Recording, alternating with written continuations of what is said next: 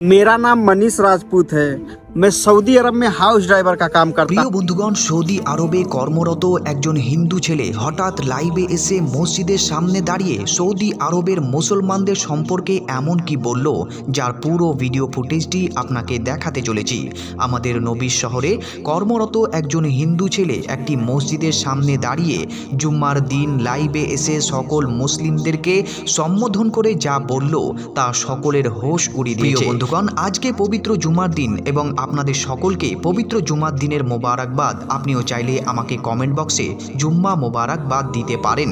সাথে সাথে আজকের এই গুরুত্বপূর্ণ ভিডিওটিতে অবশ্যই এখনই একটি লাইক করুন, কারণ আপনারা ভিডিও দেখতে দেখতে লাইক করতে ভুলে যান এবং ভিডিওতে নিজেকে হারিয়ে ফেলেন।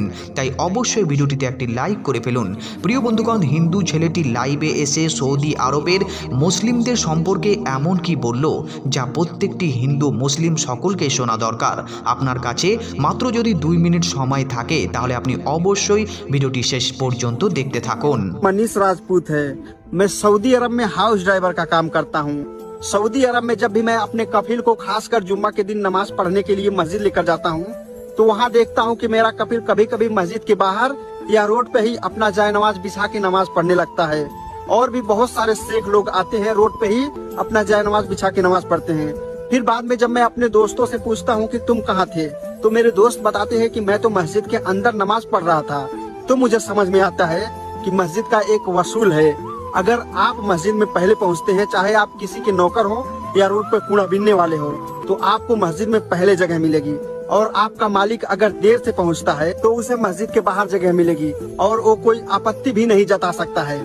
ऐसी सोच रखते हैं মুহাম্মদ সাহাব কে উম্মতি। প্রিয় বন্ধুগণ, আপনারা এই ভিডিওটিতে দেখলেন একজন হিন্দু রাজপুত ছেলে যে সৌদি আরবে ড্রাইভারের কাজ করে থাকে।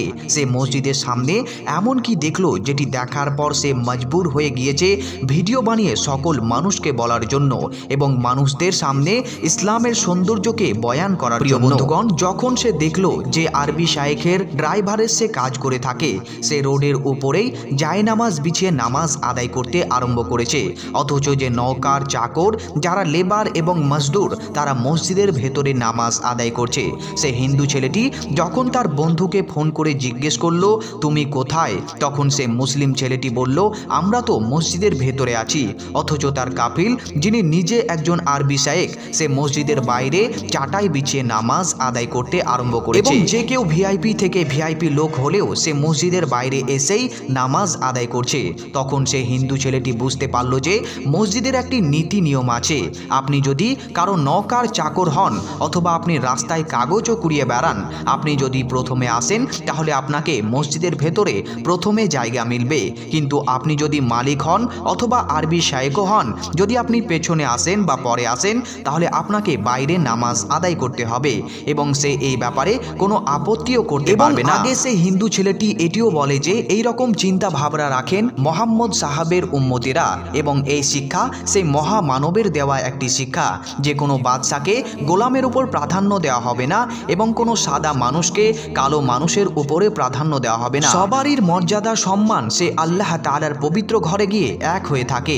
সুবহানাল্লাহ। প্রিয় বন্ধুগণ, আপনিও কমেন্ট বক্সে সুবহানাল্লাহ লিখে আল্লাহ তাআলার প্রশংসা করতে ভুলবেন না।